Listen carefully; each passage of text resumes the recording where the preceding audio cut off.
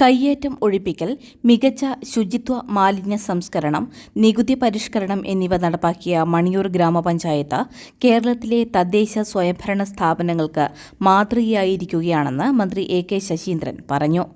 മണിയൂർ പഞ്ചായത്തിലെ ലൈഫ് ഗുണഭോക്താക്കളുടെ സംഗമം ഉദ്ഘാടനം ചെയ്യുകയായിരുന്നു അദ്ദേഹം. വികസന കാഴ്ചപ്പാടിൽ നവീനങ്ങളായ ആശയങ്ങൾ ഉൾക്കൊണ്ടുകൊണ്ട് വികസനത്തിൻ്റെ പ്രയോജനം സർവ്വതല സ്പർശിയായിരിക്കണം എന്ന നിലപാട് സ്വീകരിച്ചുകൊണ്ടാണ് ഈ സർക്കാർ ഭരിച്ചുകൊണ്ടിരിക്കുന്നത്.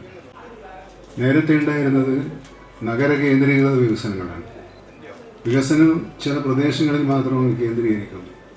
പാവപ്പെട്ടവനാകെ നിരാശയിലും ദുരിതത്തിലും നടത്തുകയും ചെയ്യും.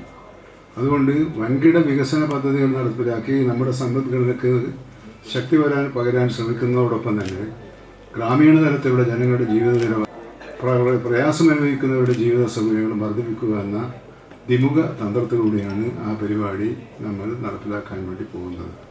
അതിൻ്റെ ഭാഗമായുള്ള വികസന പ്രവർത്തനങ്ങൾ നടത്തുന്നതിൽ ഈ മണിയൂർ ഗ്രാമപഞ്ചായത്ത് ആരേക്കാളും പിന്നിലല്ല, മുൻപന്തിയിൽ തന്നെയാണ് എന്ന് തെളിയിച്ചുകൊണ്ടാണ് കഴിഞ്ഞ 5 വർഷക്കാലവും പ്രവർത്തിച്ചത്. കെ.പി. കുഞ്ഞമ്മദ്കുട്ടി എം.എൽ.എ. അധ്യക്ഷത വഹിച്ചു. Panchayat president TK. Ashraf, Shailesh Kumar, KV. Reena, M. Sreelatha, P. Sreeja, Shanthavallil, KT. Raghavan, M. Jayaprabha, T. Geetha തുടങ്ങിയവർ സംസാരിച്ചു.